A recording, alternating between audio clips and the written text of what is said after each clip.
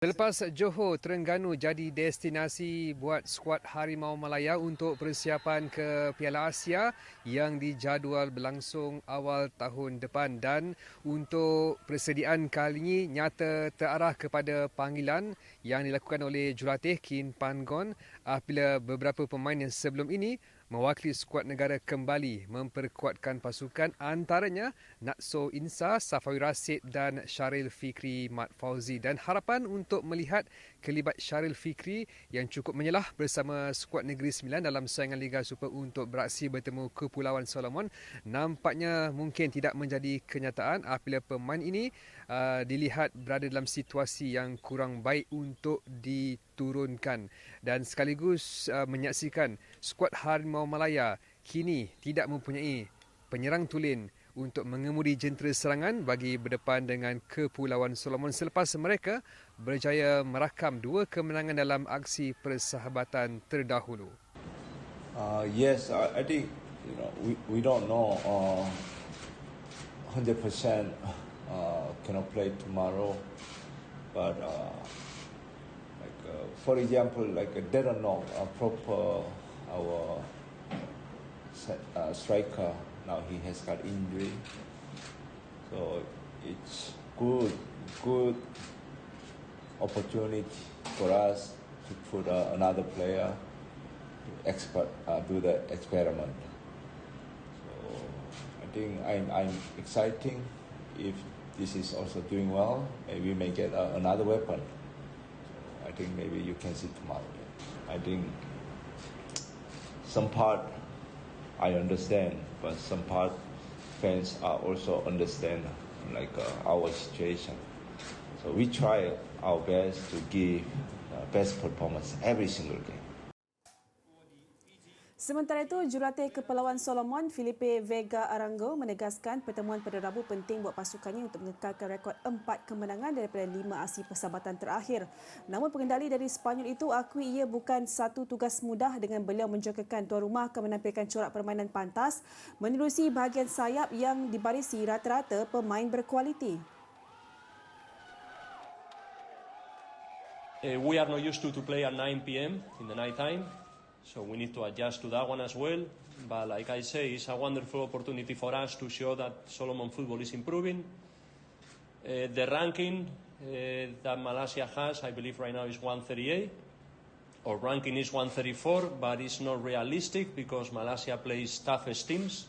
Asia is much harder at OFC. And I just hope we are competitive enough and that Malaysia has a good challenge because I believe they want to be challenged as well. It's good for them to prepare for next year. So, like I say, it's going to be a tough match. I know it's going to be fast-paced. I know Malaysia has really good wingers. They have a good centre midfielder. They have good centre-back. It's a professional squad and it's a good opportunity for the players to maybe, who knows, get an opportunity to play overseas because they show here their potential. So, full respect to the Malaysian national team, but we have to compete and we have to try to make them have a tough game and a tough challenge. Baiklah, sejak bersama Harimau Malaya pada Januari 2022, Pangon sudah mengetuai 19 perlawanan yang membawa kepada 12 kemenangan, 5 tewas dan 2 kalah, 2 seri. 38 gol berjaya dicetak termasuk ketika menang besar ke atas laut di kejuaraan AFC tahun lalu, dan Malaysia juga memiliki rekod baik dari aksi terakhir di mana perlawanan persahabatan menyaksikan jaringan Ahya Rashid dan Faizal Halim memberi kemenangan ke atas Hong Kong.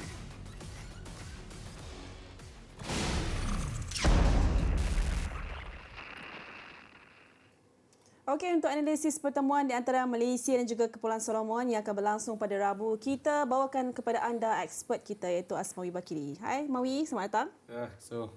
Excited tak esok? Mesti. Mesti, pasti kan. Okey, Mawi, kita tahu kalau kita nak cakap pasal ranking lebih kurang 138, 134 tak begitu jauh. Mungkin Mawi boleh berikan kita lihat bagaimana peluang untuk Malaysia ni atasi Kepulauan Solomon, memandangkan mereka mungkin rekod untuk aksi persahabatan mereka tu lebih banyak menang lah. Compare dengan aksi terakhir Malaysia, kita pun ada menang juga. 2 aksi terakhir kita menang kan? Ya. Okey, kalau daripada start daripada ranking, menarik itu bulan April semua punya pembaruan terkini itu dia naik dua anak tangga. So mana pasukan Kepulauan Salomon ni bukan pasukan yang biasa-biasa. Dia tengah pasukan yang bila momentum untuk menang dan boleh menang nak lawan dengan kita. Itu yang pertama dia. Dan peluang pula untuk kita of course kena bermain di tempat kita. Di kawasan baru di Terengganu itu salah satu saya rasa the best tempat selain daripada JDT dan di Terengganu. Ini peluang terbaik dan yang paling menarik untuk menang tu pemilihan kali ini untuk Kim Panggung bawa adalah pemain-pemain yang ketika ini bersama kelab perform. Dan prestasi terbaik dalam tim national team sekarang. Okey, macam tadi dalam sidang media tadi kita tahu bahawa coach untuk Kepulauan Selangor mengatakan bahawa dia menjangkakan Malaysia akan berikan corak perlawanan yang pantas. So as a coach lah Asmawi, adakah anda juga menjangkakan corak perlawanan yang sama ataupun mungkin kita boleh expect surprise daripada Kim Panggung nanti? Okey, kita jangkakan dan coach Kepulauan Selangor pun bagi tahu dia pun dah analisis kita punya corak permainan. Dia pun terkejut dan dia tahu kiri kanan walaupun dia tak nak sebut nama pemain tu. Dia bagi tahu, dia kata kekuatan kita datang daripada flank. Of course, dan itu memang filosofi yang Kim Panggung terapkan dalam kita punya tim. Dan kita dapat lihat bahawa semua pergerakan kita yang bermula untuk pergi attacking adalah pressure dekat atas kemudian datang daripada flank. So untuk kali ini saya kalau kata ada surprise tak apa yang akan berlaku, yes ada. Kita dapat tahu bahawa khabar kita kehilangan penyerang di bahagian atas, iaitu the scoring player yang duduk di atas. Kerana yang kita dapat lihat sekarang pasukan kita datangnya scoring datang daripada midfield ataupun second attacking. Kita ada Faizal Halim, kita ada Arif Aiman, kita ada Sapawi, kita ada Akia. These 4 players sebenarnya dah boleh menyerang dan menjaringkan gol. So ini datang daripada kabarnya sekarang ni Sharif Fikri tak ada. There are a lot injuries. Kemudian Syafiq Ahmad tidak dipanggil. So tak ada pemain yang menang di atas untuk scoring. Tetapi kalau cakap pasal surprise tu saya tak terkejut daripada 4 nama yang saya namakan tadi tu, Sapawi, Arif Aiman, Akia Rashid ataupun Faizal Halim, salah satu tu akan diletakkan di bahagian striker. Itu jangkaan saya. Itu yang surprise. Okey, Dayang. Untuk kita menghangatkan lagi kita punya analisis ni, kita nak bawakan rakan kita yang berada di Terengganu Zulmizan Azam. Sudah bersedia Zul? Alright, Sudah Zul. bersedia. So, mungkin Zul boleh berikan kita status terkini lah daripada kem kebangsaan selepas sesi latihan berlangsung tadi petang, Zul. okey, saya rasa semua nak tahu tentang pasukan kebangsaan ketika ini dan berdasarkan sesi tinjauan saya pada sesi latihan terakhir, 2 pemain tidak sertai sesi latihan penuh iaitu Natso Insa dan juga Sharif Fikri Mat Fauzi. Sekaligus beri bayangan 2 pemain ini tidak akan diturunkan bertemu Kepulauan Solomon dan 24 pemain lain yang berada dalam sesi latihan petang tadi berpeluang untuk diturunkan, termasuk pemain yang kembali memperkuatkan skuad kebangsaan seperti Safiur Rasid dan juga muka baru antaranya Syarif Bashah dari pasukan Selangor.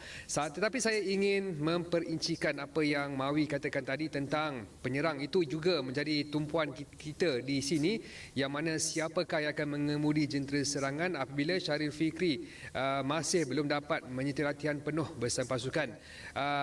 Saya setuju dengan Mawi yang mana ada kejutan yang akan berlaku posisi penyerang utama itu, dan saya sendiri menjangkakan Safiur Rasid akan berada sebagai ditaruhkan sebagai false nine skuad Harimau Malaya bagi membentuk kombinasi bersama Faizal Halim maupun Arif Aiman. Cuma saya ada soalan kepada Mawi, mungkin Mawi mempunyai kepakaran di sini, yang mana apakah sedikit kesukaran ataupun cabaran kepada skuad Harimau Malaya kerana tidak mempunyai seorang target man. Sebab kita tahu pasukan Harimau Malaya sebelum ini sering menggunakan Darren Lock sebagai target man ataupun penyerang utama skuad negara. Jadi melihat jangkaan situasi dan juga kemungkinan perbezaan di sini, apakah yang kita boleh ramalkan ataupun jangkakan untuk jentera serangan skuad Harimau Malaya jika Safiur Rasid ditaruhkan sebagai false nine pada malam esok? Okey, wow. So Asmawi, Safiur Rashid sebagai false nine, adakah itu satu percaturan yang memang Asmawi pun nampak juga? Ya.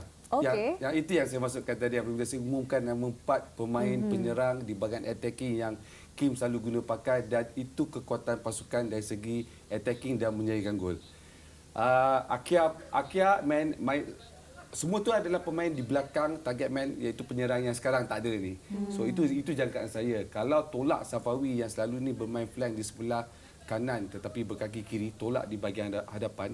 Jadi kelebihan kita di sini adalah satu advantage kepada kita kerana perkara pertama dapat menurunkan kesemua pemain part tu di bahagian attacking.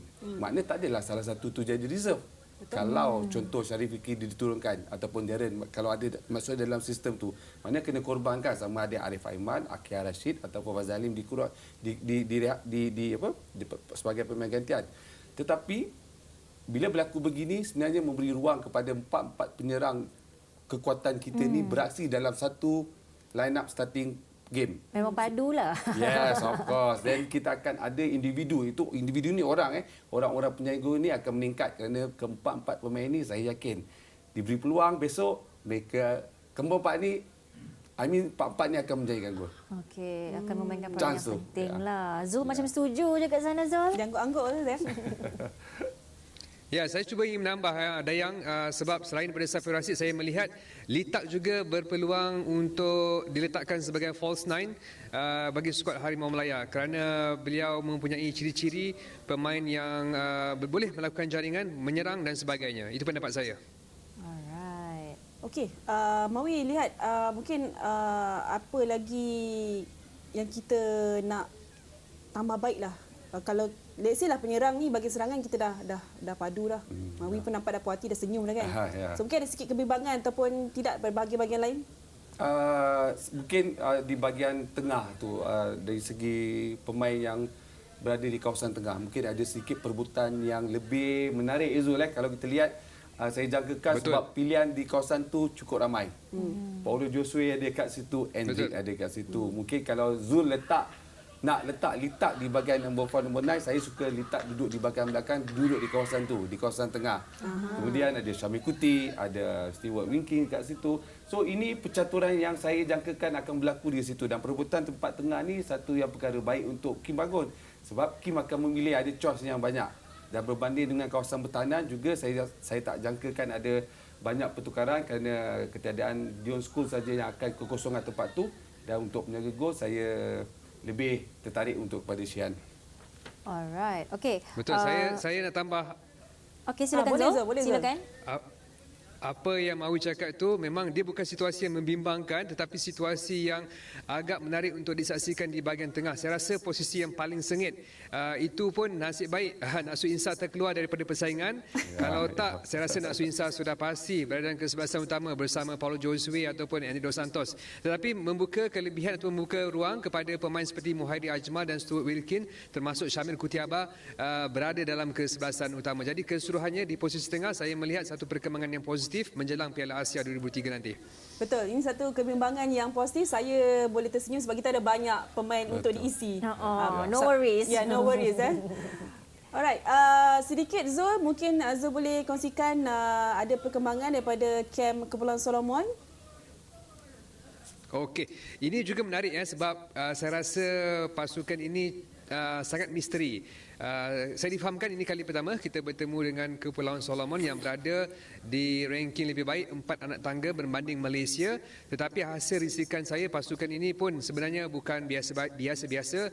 Seperti yang laporan saya, pasukan ini telah merekodkan 4 daripada 5 perlawanan kemenangan yang dilakukan, dan 2 aksi terakhir mereka berjaya clean sheet ataupun tak bolos. Mereka menang ke atas Fiji 2-0 dan Vanuatu 2-0. Seorang pemain yang mungkin kita boleh beri perhatian adalah individu yang berusia 19 tahun, namanya adalah Rafael Lavai. Mungkin itu sebutannya, tetapi pemain ini telah menjaringkan 5 gol daripada 7 penampilan. Statistik ini menunjukkan pemain ini walaupun berusia masih muda tetapi mempunyai potensi dan juga dilihat mampu menjadi ancaman kepada skuad Harimau Melaya menjelang pertembungan esok. Dan lain-lain apa yang saya boleh kongsikan mengenai pasukan Kepulauan Solomon adalah sizing, bentuk fizikal. Itu yang akan menjadi cabaran utama kepada skuad Harimau Melaya. Alright. Yes, line sizing kita pun kena watch out dengan anak muda tu lah ya Mawi. Ya, Okey, betul. last but not least kita nak tanya jugalah both kepada Asmawi dan juga kepada Zul. Maybe kita start dengan Zul terlebih dahulu. Ramalan untuk pertemuan nanti. Macam mana Zul? Ramalan separuh pertama ke separuh masa kedua?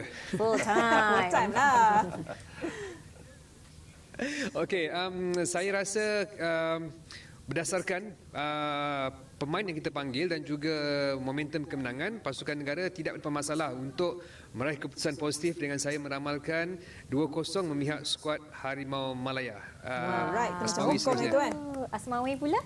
Saya berubah sikit dengan Zul. Saya jangkakan dalam 2-1 atau 3-1.